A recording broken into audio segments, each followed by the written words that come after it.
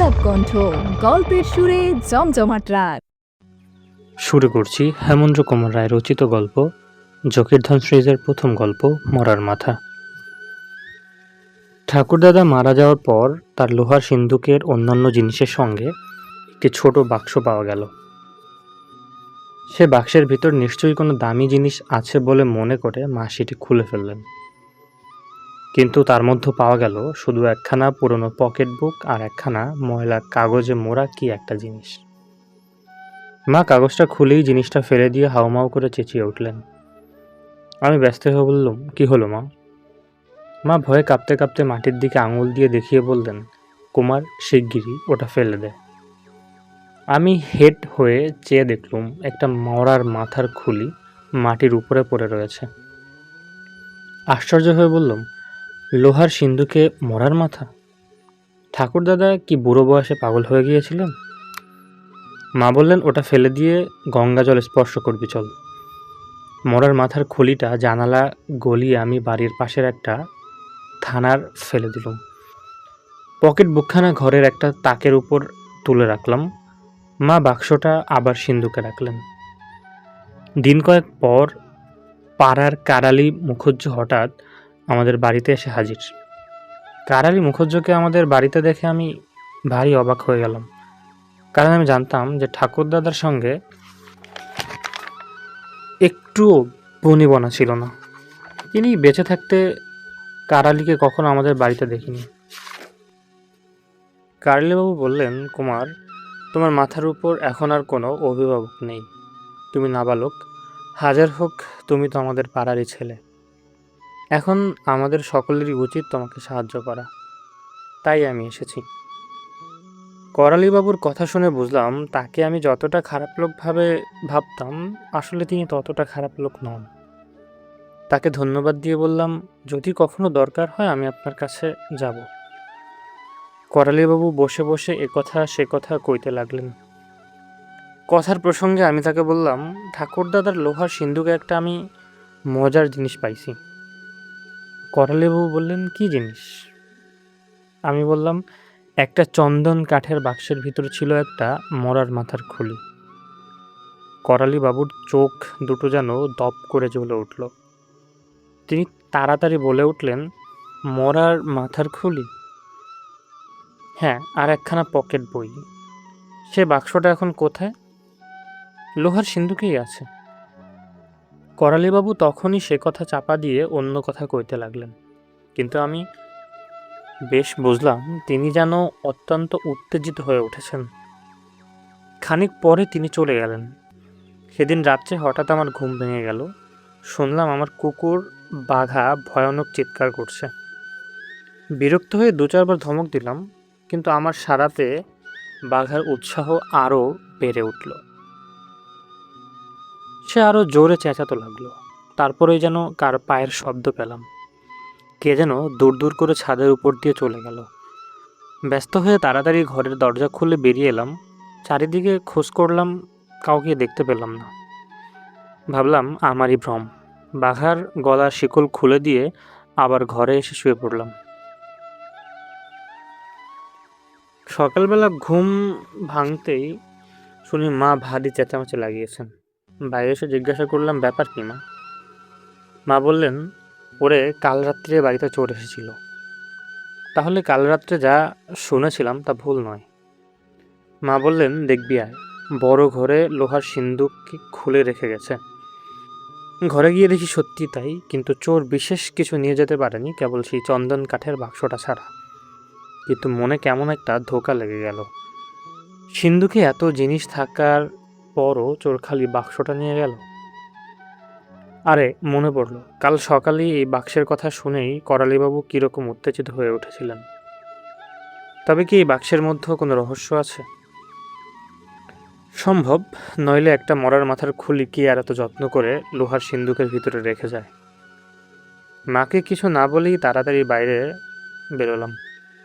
বাড়ির পাশের খানাটার মুখে গিয়ে দেখলাম মরার মাথার খুলিটা একরাশ জঞ্জালের উপরে কাত হয়ে পড়ে আছে। সেটাকে আরেকবার পরখ করবার জন্য তুলে নিলাম। খুলির এক পিঠে গাঢ় কালো রং মাঝখানে ছিল, কিন্তু খানার জল লেগে মাঝে মাঝে রং উঠে গেছে, আর যেখানেই রং নেই সেখানেই আঁকের মতন কি কতগুলো খোদ রয়েছে। অত্যন্ত কৌতূহলী হয়ে খুলিটাকে লুকিয়ে আমার বাড়িতে আনলাম। সাবান জলে সেটাকে বেশ করে ধুয়ে ফেলতেই কালো রং উঠে গেল।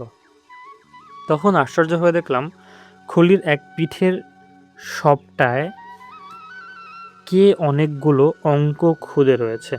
অঙ্কগুলো এরকম: 36-2, 17-2, 9-30, 5-9-40, 9-39, এমন করে আরও অনেক অঙ্ক, যেটা বলতে অনেক সময় লেগে যাবে।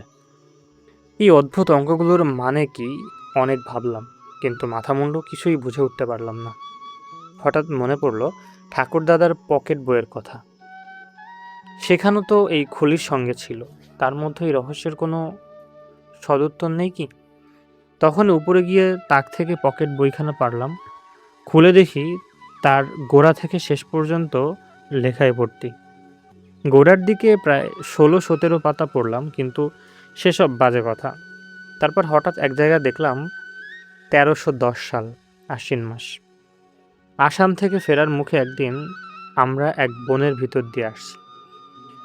সন্ধ্যা হয় আমার এক উঁচু পাহাড়ে জমি থেকে নামছি। হঠাৎ দেখি খানিক তফাতে একটা মস্ত বড় বাঘ। সে সামনের দিকে হুমড়ি খেয়ে যেন কার উপরে লাফিয়ে পড়বার জন্য তাক করেছে। আরও একটু তফাতে দেখলাম একজন সন্ন্যাসী পথের পাশে গাছের তলায় শুয়ে ঘুমাচ্ছেন। বাঘটার লক্ষ্য তার দিকেই। আমি তখনই চিৎকার করে উঠলাম। আমার সঙ্গে কুলিরাও সে চিৎকারে যোগ দিল। সন্ন্যাসীর ঘুম ভেঙে গেল। বাঘটাও চমকে ফিরে আমাদের দেখে এক লাফে অদৃশ্য হলো। সন্ন্যাসী জেগে উঠেই ব্যাপারটা সব বুঝে নিলেন। আমার কাছে এসে কৃতজ্ঞ স্বরে বললেন, বাবা, তোমার জন্য আজ আমি বাঘের মুখ থেকে বেঁচে গেলাম। আমি বললাম, ঠাকুর বনের ভিতরে এমনি করে কি ঘুমাতে আছে? সন্ন্যাসী বললেন, বনই যে আমার ঘর বাড়ি বাবা। আমি বললাম, কিন্তু এখনই যে আপনার প্রাণ যেত। সন্ন্যাসী বললেন, কই বাবা, গেল না তো, ভগবান ঠিক সময়ে তোমাকে পাঠিয়ে দিলেন। শুনলাম আমরা যেদিকে যাচ্ছি সন্ন্যাসীও সেই দিকে যাবেন, তাই সন্ন্যাসীকেও আমরা সঙ্গে নিয়ে চললাম। সন্ন্যাসী 2 দিন আমাদের সঙ্গেই রইলেন। আমি যথাসাধ্য তার সেবা করতে ত্রুটি করলাম না। 3 দিনের দিন বিদায় নেবার আগে তিনি আমাকে বললেন, দেখো বাবা, তোমার সেবায় আমি বড় তুষ্ট হয়েছি। তুমি আমার প্রাণ রক্ষাও করেছ। যাবার আগে আমি তোমাকে একটা সন্ধান দিতে চাই। আমি বললাম, কিসের সন্ধান? সন্ন্যাসী বললেন, যকের ধনের।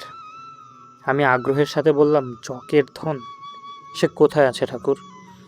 সন্ন্যাসী বললেন, খাসিয়া পাহাড়ে। আমি হতাশভাবে বললাম, কোনখানে আছে আমি তা জানবো কেমন করে? সন্ন্যাসী বললেন, আমি ঠিকানা বলে দিচ্ছি। খাসিয়া পাহাড়ের রূপনাথের গুহার নাম শুনেছ? আমি বললাম, শুনেছি। প্রবাদে আছে যে এই গুহার ভিতর দিয়ে চীন দেশে যাওয়া যায়, আর অনেকবার আগে এক চীন সম্রাট এই গুহা পথ নাকি সসৈন্যে ভারতবর্ষ আক্রমণ করতে এসেছিলেন। সন্ন্যাসী বললেন, হ্যাঁ, এই রূপনাথের গুহা থেকে 25 ক্রোশ পশ্চিমে গেলে উপত্যকার মাঝখানে একটি সেকেলে মন্দির দেখতে পাবে। সে মন্দির এখনও ভেঙে পড়েছে। কিছুদিন পর তার কোনো চিহ্ন হয়তো আর পাওয়া যাবে না। একসময় এখানে মস্ত এক মঠ ছিল, তাতে বৌদ্ধ সন্ন্যাসীরা থাকতেন। সেকালের এক রাজা বিদেশি শত্রুর সঙ্গে যুদ্ধযাত্রা করবার আগে এই মাঠ নিজের সমস্ত ধন ও রত্ন গচ্ছিত রেখে যান, কিন্তু যুদ্ধে তার হার হয়।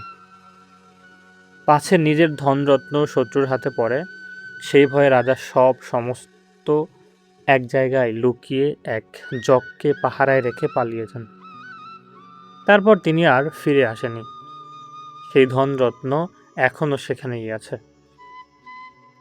তারপর সন্ন্যাসী আমাকে বৌদ্ধ মাঠে যাবার পথের কথা ভালো করে বলে দিলেন। আমি বললাম, কিন্তু এতদিনে আর কেউ যদি সেই ধনরত্নের সন্ধান পেয়ে থাকে? সন্ন্যাসী বললেন, কেউ পায়নি। সে বড় দুর্গম দেশ। সেখানে যে বৌদ্ধ মঠ আছে তা কেউ জানে না, আর কোনো মানুষও সেখানে যায় না। মঠে গেলেও সারা জীবন ধরে ধনরত্ন খুঁজলেও কেউ পাবে না। কিন্তু তোমাকে সেখানে গিয়ে খুঁজতে হবে না, ধনরত্ন ঠিক কোনখানে পাওয়া যাবে তা জানবার উপায় কেবল আমার কাছে আছে। এই বলে সন্ন্যাসী তার ঝোলা থেকে একটা মরার খুলি বের করলেন। আমি আশ্চর্য হয়ে বললাম, ওতে কি হবে ঠাকুর? সন্ন্যাসী বললেন, যে জগ ধনরত্নের পাহারায় আছে এ তারই মাথার খুলি। এই খুলিতে আমি মন্ত্র পড়ে দিয়েছি। এ খুলি যার কাছে থাকবে জগ তাকে আর কিছুই বলবে না। খুলিতে এই যে অঙ্কের মতো রেখা রয়েছে এ হচ্ছে সাংকেতিক ভাষা। এই সাংকেতিক বুঝবার উপায়ও আমি তোমাকে বলে দিচ্ছি, তাহলেই তুমি জানতে পারবে ঠিক কোনখানে ধনরত্ন আছে। এই বলে সন্ন্যাসী আমাকে সংকেত বুঝবার গুপ্ত উপায় বলে দিলেন। তারপর 1 বৎসর ধরে অনেক ভাবলাম, কিন্তু একলাটি সেই দুর্গম দেশে যেতে ভরসা হলো না। শেষটা আমার প্রতিবেশী করালিকে বিশ্বাস করে সব কথা জানিয়ে বললাম, করালি, তোমার জোয়ান বয়স, তুমি যদি আমার সঙ্গে যাও তবে তোমাকেও ধনরত্নের অংশ দেব। কিন্তু করালি যে বেঈমান আমি তা জানতাম না। সে ফাঁকি দিয়ে মরার মাথার খুলিটা আমার কাছ থেকে আদায় করবার চেষ্টা রইল। 2-1বার লোক লাগিয়ে চুরি করবার চেষ্টাও করেছিল, কিন্তু পারেনি। ভাগ্য আমি তাকে জকের ধনের ঠিকানাটাও বলে দিইনি। কিন্তু খাসিয়া পাহাড়ে যাবার আশা আমি ছেড়ে দিয়েছি। এই বুড়ো বয়সে টাকার লোভে একলা সেই অজানা দেশে গিয়ে শেষটা কি বাঘভাল্লুক ডাকাতের পাল্লায় প্রাণ খাওয়াবো? অন্য কারুকে সঙ্গে নিতেও ভরসা হয় না, কে জানে টাকার লোভে বন্ধুই আমাকে খুন করবে কিনা। তবে এই পকেট বইয়ে আমি সব কথা লিখে রাখলাম। ভবিষ্যতে এই লেখা হয়তো আমার বংশেরই কারুক উপকার আসতে পারে। কিন্তু আমার বংশের কেউ যদি সত্যি সেই বৌদ্ধ মাঠে যাত্রা করে তবে যাগার আগে যেন বিপদের কথাটাও ভালো করে ভেবে দেখে। এ কাজে পদে পদে প্রাণের ভয়। পকেট বইখানা হাতে করে আমি অবাক হয়ে বসে রইলাম। করালেবাবু কি ভয়ানক লোক! ঠাকুরদাদার সঙ্গে সে চালাকি করতে গিয়েছিল, কিন্তু পেরে ওঠেনি। তারপর এতদিনেও সে আশা ছাড়েনি, আমি বেশ বুঝলাম। এই মরার মাথাটা কোথায় আছে তা জানবার জন্যই করালি কাল আমাদের বাড়িতে এসে হাজির হয়েছিল। রাতে এইটে চুরি করবার ফিকিরেই যে আমাদের বাড়িতে চোর এসেছিল তাতেও আর কোনো সন্দেহ নেই। ভাগ্য মরার মাথাটা আমি বাড়ির পাশের খানায় ফেলে দিয়েছিলাম। এখন কি করা উচিত? গুপ্তধনের চাবি তো এই খুলির মধ্যেই আছে, কিন্তু অনেকবার উল্টে পাল্টে দেখেও আমি সেই অঙ্কগুলোর ল্যাজ মুড়ো কিছুই বুঝতে পারলাম না। পকেট বইখানার প্রত্যেক পাতা উল্টে দেখলাম, তাতেও ঠাকুরদাদার এই সংকেত বুঝবার কোনো উপায় লিখে রাখেননি। ঠাকুরদাদার উপর ভারী রাগ হলো, আসল ব্যাপারটাই জানবার উপায় নেই। তারপর ভেবে দেখলাম, জেনেই বা কি আর এমন হাতি ঘোড়া লাভ হতো। আমার বয়স 17 বৎসর, সেকেন্ড ইয়ারে পড়ছি, জীবনে কখনো কলকাতার বাইরে যাইনি। কোথায় কোন কোণে আসাম আর খাসিয়া পাহাড়, আবার তার ভেতর কোথায় আছে রূপনাথের গুহা, এসব খুঁজে বার করাই তো আমার পক্ষে অসম্ভব। তার উপরে সেই গভীর জঙ্গল, সেখানে দিনে রাত বাঘ ভাল্লুক হাতিরা হানা দিচ্ছে। সেকেলে এক বৌদ্ধ মঠ, তার ভিতরে জোকের ধন, সে এক ভুতুরে কাণ্ড। শেষটা কি একলা সেখানে গিয়ে আলিবাবার ভাই কাসিমের মতন টাকার লোভে প্রাণটা খোয়াবো? এসব ভেবেও বুকটা ধুপধুপ করে উঠল। হঠাৎ মনে হলো বিমলের কথা। বিমল আমার প্রাণের বন্ধু, আমাদের পাড়ার ছেলে, আমার চেয়ে সে বয়সে বছর 3 বড়। এ বৎসরে বিয়ে দেবে। বিমলের মতো চালাক ছেলে আমি আর দুটি দেখিনি। তার গায়েও অসুরের মতন জোর। রোজ সে কুস্তি লড়ে 200 ডন, 300 বৈঠক দেয়। তার উপরে এই বয়সে সে অনেক দেশ বেরিয়ে এসেছে। এই গেল বছরেই তো আসামের বেড়াতে গিয়েছিল। তার কাছে আমি কোনো কথা লুকোতাম না। ঠিক করলাম, যাওয়া হোক আর নাই হোক, একবার বিমলকে এই মরার মাথাটা দেখিয়ে আসা যাক। বিকেলে বিমলের বাড়িতে গিয়ে হাজির। তখন সে বসে বসে বন্দুকের নল সাফ করছিল। আমাকে দেখে বলল, কি হে কুমার, কি মনে করে? আমি তাকে বললাম, একটা ধাঁধা নিয়ে ভারী গোলমালে পড়েছি ভাই। বিমল বলল, কি ধাঁধা? আমি মরার মাথার খুলিটা বের করে বললাম, এই দেখো। বিমল অবাক হয়ে খলিটার দিকে খানিকক্ষণ তাকিয়ে রইল, তারপর বলল, এ আবার কি? আমি পকেট বইখানা তার দিকে এগিয়ে দিয়ে বললাম, আমার ঠাকুর দাদার পকেট বই, পড়লেই সব বুঝতে পারবে। বিমল বলল, আচ্ছা বসো, আগে তাড়াতাড়ি বন্দুকটা সাফ করে নেই। কাল পাখি শিকারে গিয়েছিলাম, বন্দুকে ভারী ময়লা জমেছে। বন্দুক সাফ করে হাত ধুয়ে বিমল বলল, ব্যাপার কি বলো দেখি কুমার, তুমি কি কোনো তান্ত্রিক গুরুর কাছে মন্ত্র নিয়েছ? তোমার হাতে মরার মাথা কেন?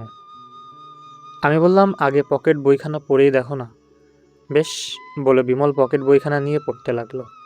খানিক পরে দেখলাম বিমলের মুখে বিস্ময়ে আর কৌতূহলে ভরে উঠেছে।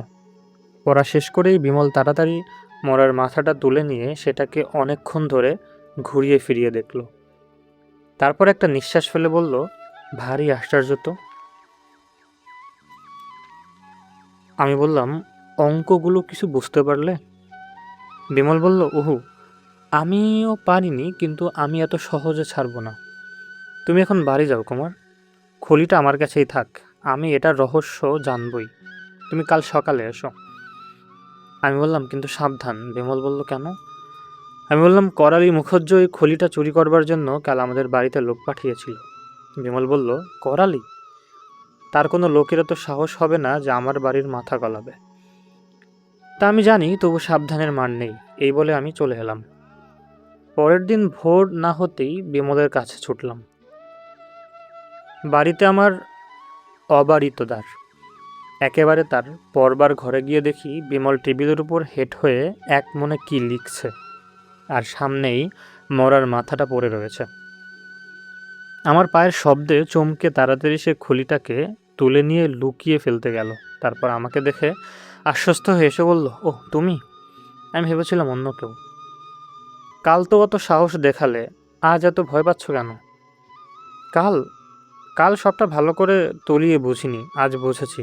আমাদের এখন সাবধান হয়ে কাজ করতে হবে, কাকপক্ষী যেন ট্রেন না পায়। অঙ্কগুলো দেখে কিছু বুঝলে? যা বোঝা উচিত সব বুঝেছি। আনন্দে আমি লাফিয়ে উঠলাম, চেঁচিয়ে বললাম, সব বুঝতে পেরেছ? বিমল বলল, চুপ, চেঁচিও না, কে কোথায় শুনতে পাবে বলো। ঠান্ডা হয়ে ওখানে বসো। আমি একখানা চেয়ার টেনে নিয়ে বসলাম। কি লেখা আছে আমাকে বলো। বিমল আস্তে আস্তে বলল, প্রথম আমি কিছুই বুঝতে পারিনি। প্রায় 4 ঘন্টা চেষ্টা করে যখন আমি একেবারে হতাশ হয়ে পড়েছি, তখন হঠাৎ আমার একটা কথা মনে পড়ে গেল। অনেক দিন আগে একটা ইংরেজি বই পড়েছিলাম, তাতে নানা রকম সাংকেতিক লিপির গুপ্ত রহস্য বোঝানো ছিল। তাতেই পড়ছিলাম যে ইউরোপের চোর ডাকাতরা প্রায় এরকম সংকেতে ব্যবহার করা, তারা আলফাবেট অর্থাৎ বর্ণমালাকে যথাক্রমে সংখ্যা অর্থাৎ 1 2 3 হিসেবে ধরে, অর্থাৎ 1 হবে এ, 2 হবে বি, 3 হবে সি ইত্যাদি। আমি ভাবলাম হয়তো এই খলিটাতেও সেই নিয়মে সংকেত সাজানো হয়েছে। তারপর দেখলাম আমার অনুমান মিথ্যা নয়। তখন এই সংকেতগুলো খুব সহজেই পড়ে ফেললাম। আমি আগ্রহের সঙ্গে বলে উঠলাম, পড়ে কি বুঝলে বলো। বিমল আমার হাতে একখানা কাগজ এগিয়ে দিয়ে বলল, খলির সংকেতগুলো 24টা ঘরে ভাগ করা। আমিও লেখাগুলো সেইভাবেই সাজিয়েছি। কাগজের উপরে এই কথাগুলো লেখা ছিল, ভাঙা দেউলের পেছনে সরল গাছ মূল দেশ থেকে পূব দিকে 10 গজ এগিয়ে থামবে, ডাইনে 8 গজ এগিয়ে বুদ্ধদেব, বামে 6 গজ এগিয়ে 3খান পাথর, তার তলায় 7 হাত জমি খুঁড়লে পথ পাবে। আমি চিঠিখানা পড়ে মনে মনে বিমলের বুদ্ধির তারিফ করতে লাগলাম। বিমল বলল, সাংকেতিক লিপিটা তোমাকে ভালো করে বুঝিয়ে দিই, শোনো। আমাদের বাংলা ভাষায় অ থেকে শুরু করে চন্দ্রবিন্দু পর্যন্ত 52টি বর্ণ। সেই বর্ণগুলোকে 1 2 3 হিসেবে যথাক্রমে ধরা হয়েছে, অর্থাৎ 1 হচ্ছে অ, 2 হচ্ছে আ, 13 হচ্ছে ক, 52 হচ্ছে চন্দ্রবিন্দু প্রভৃতি। যেখানে অকার বা একার প্রভৃতি আছে, যেখানে বর্ণের যে পাশে দরকার সেই পাশে ব্র্যাকেটের ভিতর সংখ্যা লেখা আছে। উদাহরণ দেখো, ভ বর্ণের সংখ্যা 36 আর সরোয়াকারের সংখ্যা হচ্ছে 2, অতএব 36 ব্র্যাকেট 2 সংকেতে বুঝতে হবে ভা। দ বর্ণের সংখ্যা 30, একারের সংখ্যা হচ্ছে 9, অতএব দে। বোঝাতে লিখতে হবে ব্র্যাকেট 9 30। উকার বর্ণের তলায় বসে, সুতরাং এ থাকলে বুঝতে হবে বু। উর মতো উকারেও সংখ্যা হচ্ছে 5, চন্দ্রবিন্দু সংখ্যা 52। চন্দ্রবিন্দু উপরে বসে, কাজেই ক্ষুর সংকেত 52/14/5 যুক্ত অক্ষরকে আলাদা করে ধরা হয়েছে। যেমন বুদ্ধদেব, যিনি এ সংখ্যাগুলো লিখেছেন, তার বানান জ্ঞান ততটা টনটনে নয়, কেননা মূল ও পূব তাহার হাতে পড়ে হয়েছে উর মতো। উকারের সংখ্যা হচ্ছে 6, কিন্তু তিনি উকারের সংখ্যা দীর্ঘকারের 6-এর স্থানে বসিয়েছেন। বর্ণের তলাকার ব্র্যাকেটে আমি মরার মাথার খুলিটা আর একবার পরখ করবার জন্য তুলে নিলাম, কিন্তু দৈব গতিকে হঠাৎ সেখানে ফসকে মার্বেল বাঁধানো মেঝের উপর সশব্দে পড়ে গেল। তারপর সেটা উঠিয়ে নিয়ে তার উপর একবার চোখ বুলিয়ে আমি বলে উঠলাম, ওই যা, খুলিটার অনেকটা চটে গিয়েছে। বিমল বলল, কোনখানটা? আমি বললাম, গোড়ার 4টে ঘর ভাঙা, দেউলের পেছনে সরল গাছ পর্যন্ত। বিমল বলল, এই কাণ্ডটি যদি আগে ঘটত তাহলে সমস্তই মাটি হয়ে যেত। যাক, তোমার কোনো ভয় নেই, সংকেতগুলো আমি কাগজে টুকে নিয়েছি, কিন্তু আমাদের সাবধান হতে হবে। অঙ্কগুলো রেখে কথাগুলো এখনই নষ্ট করে ফেলাই উচিত। এই বলে সে সংকেতের অর্থ লেখা কাগজখানা টুকরো টুকরো করে ছিঁড়ে ফেলল। যখন দরকার হবে 5 মিনিটেই চেষ্টাতেই সংকেতের অর্থ আমরা ঠিক বুঝতে পারব, কিন্তু বাইরের কোনো লোক খুলির সংকেত দেখে কিছুই ধরতে পারবে না। আমি বললাম, বিমল, সংকেতের মানে তো বোঝা গেল, এখন আমরা কি করব? বিমল বাধা দিয়ে বলল, এতে আর কিন্তু কিছুই নেই কুমার, আমাদের যেতেই হবে। এত বড় একটা অদ্ভুত ব্যাপার, এর শেষ পর্যন্ত না দেখলে আমার তৃপ্তি হচ্ছে না। আমি বললাম, আমাদের সঙ্গে কে কে যাবে? কেউ না, খালি তুমি আর আমি। কিন্তু সে বড় দুর্গম জায়গা, লোকজন না নিয়ে কি যাওয়া উচিত? বিমল বলল, কিছুই দুর্গম নয়, পথঘাট আমি সব চিনি। রূপনাথের গুহা পর্যন্ত ঠিক যাব, তারপরের পথ কীরকম জানি না, কিন্তু চিনে নিতে বেশি দেরি লাগবে না। তুমি বুঝি বিপদের ভয় করছো? ও ভয় করো না, বিপদের ভয় করো না। বিপদকে ভয় করলে মানুষ আজ এত বড় হতে পারত না। সোজা পথ দিয়ে তো শিশুও যেতে পারে, তাতে আর বাহাদুরি কি? বিপদের অগ্নি পরীক্ষা হাসি মুখে যে সফল হয় পৃথিবীতে, তাকেই বলি মানুষের মতো মানুষ। আমি বললাম, কিন্তু গোয়ার তুমি করে প্রাণ দিলে মানুষের মর্যাদা কি বাড়বে? আমি অবশ্য কাপুরুষ নই, তুমি যেখানে বলো যেতে রাজি আছি, তবে অন্ধের মতো কিছু করা ঠিক নয়, জানো তো। প্রবাদেই আছে, লাফ মারবার আগে চেয়ে দেখো। বিমল বলল, যা ভাবার আমি সব ভেবে দেখেছি, এখন আর ভাবনা নয়। কবে যাবে? আমি তো প্রস্তুত, কাল বলো কাল, পরশু বলো পরশু। এত তাড়াতাড়ি যাবার আগে বন্দোবস্ত করতে হবে তো। বন্দোবস্ত করব, আর ছাই, আমরা তো সেখানে ঘর সংসার পাততে যাচ্ছি না। এসব কাজ যতটা ঝরা হাত পায়ে যাওয়া যায় ততই ভালো। গোটা 2 ব্যাগ আর আমরা দুটি প্রাণী, ব্যাস। কোন পথে যাবে? বিমল বলল, আমাদের কামরূপ পার হয়ে এই খাসিয়া পাহাড়ে উঠতে হবে। খাসিয়া পাহাড়ের ঠিক পাশেই যমজ ভাইয়ের মতো আরেকটি পাহাড় আছে, তার নাম জয়ন্তী। এদের উত্তরে আছে কামরূপ আর নবগ্রাম, পূর্বে আছে উত্তর কাছাড়, নাগা পর্বত আর কপিলী নদী, দক্ষিণে আছে শ্রীহট্ট আর পশ্চিমে গারো পাহাড়। খাসিয়া পাড়া কি খুব উঁচু? হ্যাঁ, উঁচু বই কি, কোথাও 4000, কোথাও 5000, আবার কোথাও বা 6500 ফুট উঁচু। পাহাড়ের ভেতর অনেক জলপ্রপাত আছে, তাদের মধ্যে চেরাপুঞ্জি নামে জায়গার কাছেই মুসমাই আর শিলং শহরের কাছে বিডনস প্রপাত দুটি বড়। প্রথমটির উচ্চতা 1800 ফুট, দ্বিতীয়টি 600 ফুট। উচ্চতায় প্রথম প্রপাতটি পৃথিবীর মধ্যে দ্বিতীয়। পাহাড়ের মধ্যে উষ্ণ প্রস্রবণও আছে, তার জল গরম। খাসিয়া পাহাড়ে শীত আর বর্ষা ছাড়া আর কোনো ঋতুর প্রভাব বোঝা যায় না। বৃষ্টি আর ঝড় তো লেগেই আছে। বৈশাখ আর জ্যৈষ্ঠ মাসে বৃষ্টি না হওয়া পর্যন্ত একটু বসন্তের আমেজ পাওয়া যায়। খাসিয়া পাহাড়ের চেরাপুঞ্জিত বৃষ্টির জন্য বিখ্যাত। আমি বললাম, সেখানে বাঘ ভাল্লুকের ভয় আছে? বিমল হেসে বলল, খালি বাঘ? সেখানকার জঙ্গলে হাতি, গন্ডার, বুনো মোষ, বরাহ সবই পাওয়া যায়, কিন্তু সাপ খুব কম। আমি মাথা চুলকাতে চুলকাতে বললাম, তবেই তো। বিমল আমার পিঠ চাপড়ে বলল, কুমার, তুমি কলকাতার বাইরে কখনো যাওনি বলে বন জঙ্গলকে যতটা ভয়ানক মনে করছো, আসলে ততটা ভয়ানক নয়। আর আমি সঙ্গে থাকবো, তোমার ভয় কি? জানো তো, আমি এই বয়সেই ঢের বড় জন্তু শিকার করেছি। আমার 2টো বন্দুকের পাশ আছে। একটা তোমাকে দেব, তুমি আজও কিছু শিকার করনি বটে, কিন্তু আমি তো তোমাকে অনেক দিন আগেই বন্দুক ছুড়তে শিখিয়ে দিয়েছি। এইবার সে শিক্ষার পরীক্ষা হবে।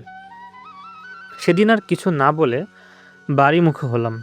মনে ভয় হচ্ছিল বটে, আনন্দও হচ্ছিল খুব। নতুন নতুন দেশ দেখবার স্বাদ আমার চিরকাল। কেতাবে নানান দেশের ছবি দেখে আর গল্প পড়ে সেসব দেশে যাবার জন্য আমার মন যেন উড়ু উড়ু করত।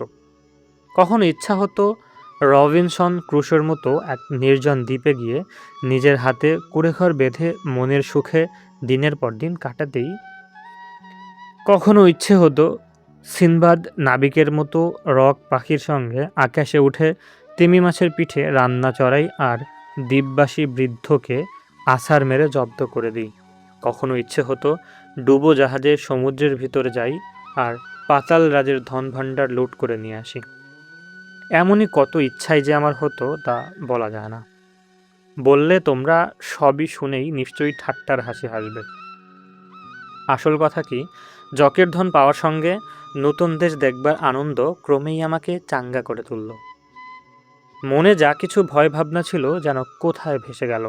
বাড়ির কাছে আসতেই আমার আদরের কুকুর বাঘা আধ হাত জিভ বের করে ল্যাজ নাড়তে নাড়তে আমাকে আগ বাড়িয়ে দিতে এলো। আমি বললাম, কিরে বাঘা, আমার সঙ্গে খাসিয়া পাহাড় বেড়াতে যাবি? বাঘা যেন আমার কথা বুঝতে পারলে পেছনে 2 পায়ে ভর দিয়ে দাঁড়িয়ে সামনের 2 পায়ে সে আমার কোমর জড়িয়ে ধরল। তারপর আদর করে আমার মুখ চেটে দিতে গেল। আমি তাড়াতাড়ি মুখ সরিয়ে নিয়ে তাকে নামিয়ে দিলাম। আমার এই বাঘা বিলাতি নয়, দেশি কুকুর, কিন্তু তাকে দেখলে সে কথা বোঝবার জো নেই। ভালো রকম যত্ন করলে দেশি কুকুরও যে কেমন চমৎকার দেখতে হয়, বাঘাই তার প্রমাণ। আর আকার মস্ত বড়, গায়ের রং হলদে, তার উপর কালো কালো ছিট, অনেকটা চিতাবাঘের মতো, তাই তার নাম রেখেছি বাঘা। ভয় কাকে বলে বাঘা তা জানে না, আর তার গায়েও বিষম জোর। একবার হাউন্ড জাতের প্রকাণ্ড একটা বিলাতি কুকুর তাকে তেড়ে এসেছিল, কিন্তু বাঘার এক কামড় খেয়েই সে একেবারে মরমরে হয়ে পড়েছিল। আমি ঠিক করলাম বাঘাকেও আমাদের সঙ্গে নিয়ে যাব।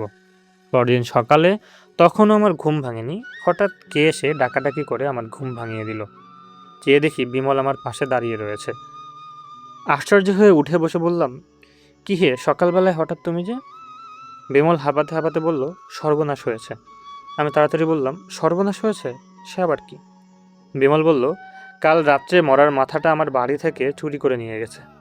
অ্যাঁ, বলো কি? আমি একেবারে হতবম্বের মতো আড়ষ্ট হয়ে বসে রইলাম। আমি বললাম, মরার মাথা কি করে চুরি গেল বিমল? বিমল বলল, জানি না, সকালে উঠে দেখলাম আমার পরবার ঘরের দরজাটা খোলা। রাত্রে তালাচাবি ভেঙে কেউ ঘরের ভিতর ঢুকেছে। বুকটা অমনি ধরাস করে উঠল। মরার মাথাটা আমি টেবিলের টানার ভিতরে চাবি বন্ধ করে রেখেছিলাম। ছুটে গিয়ে দেখি টানাটাও খোলা রয়েছে, আর তার ভিতরে মরার মাথা নেই। আমি বলে উঠলাম, এ নিশ্চয়ই করালি মুখর্জের কীর্তি। সেই লোক পাঠিয়ে মরার মাথা চুরি করেছে। কিন্তু এইভাবে আমি আশ্চর্য হচ্ছি, করালি কি করে জানলো যে মরার মাথাটা তোমার বাড়িতে আছে? বিমল বলল, করালি নিশ্চয়ই চারিদিকে চর রেখেছে। আমরা কি করছি না করছি সব সে জানে। আমি বললাম, কিন্তু খালি মরার মাথাটা নিয়ে সে কি করবে? সংকেতের মানে তো সে জানে না। বিমল বলল, কুমার, শত্রুকেও কখনো বোকা মনে করো না। আমরা যখন সংকেত বুঝতে পেরেছি, তখন চেষ্টা করলে করালি বা তা বুঝতে পারবে না কেন? আমি বললাম, কিন্তু সংকেতের সবটাও যে আর মরার মাথার উপরে নেই। মনে নেই আমার হাত থেকে পড়ে কাল মরার মাথাটা চটে গিয়েছে? বিমল কি যেন ভাবতে ভাবতে বলল, তবু বিশ্বাস নেই। হঠাৎ আমার আর একটা কথা মনে পড়ল। আমি তাড়াতাড়ি জিজ্ঞাসা করলাম, আচ্ছা, ঠাকুরদার পকেট বইখানাও কি চুরি গেছে? বিমল বলল, না, এইটুকু যে আসার কথা। পকেট বইখানা কাল রাত্রে আমি আর একবার ভালো করে পড়বার জন্য উপরে নিয়ে গিয়েছিলাম। ঘুমোবার আগে সেখানে আমার মাথার তলার বালিশের নিচে রেখে শুয়েছিলাম। চোর তা নিতে পারেনি। আমি কতটা নিশ্চিন্ত হয়ে বললাম, যাক, তবু রক্ষে ভাই। জকের ধনের ঠিকানা আছে যেই পকেট বইয়ের মধ্যে। ঠিকানা না জানলে করালি সংকেত জেনেও কিছু করতে পারবে না।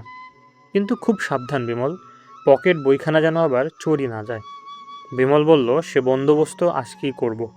পকেট বইয়ের যেখানে পথের কথা ঠিকানা আছে সেই সব জায়গাটা আমি কালি দিয়ে এমন করে কেটে দেব যে কেউ তা পড়তে পারবে না। আমি বললাম, তাহলে আমরাও মুশকিলে পড়ব যে? বিমল হেসে বলল, কোনো ভয় নেই। ঠিকানা আর পথের কথা আর একখান আলাদা কাগজে নতুন একরকম সাংকেতিক কথাতে আমি টুকে রাখব। সে সংকেত আমি ছাড়া কেউ জানে না। খানিকক্ষণ চুপ করে থাকবার পর আমি বললাম, এখন আমরা কি করব? বিমল বলল, আগে মরার মাথাটা উদ্ধার করতে হবে। আমি আশ্চর্য হয়ে বললাম, কি করে? বিমল বলল, যেমন করে তারা মরার মাথা আমাদের কাছ থেকে নিয়ে গেছে। আমি বললাম, চরের উপরে বাটপারি? বিমল বলল, তাছাড়া আর উপায় কি? আজ রাতেই আমি করালির বাড়িতে যেমন করে পারি ঢুকবো। আমার সঙ্গে থাকবে তুমি? আমি একটু ঘাবড়ে গিয়ে বললাম, কিন্তু করালি যদি জানতে পারে আমাদের চোর বলে ধরিয়ে দেবে যে?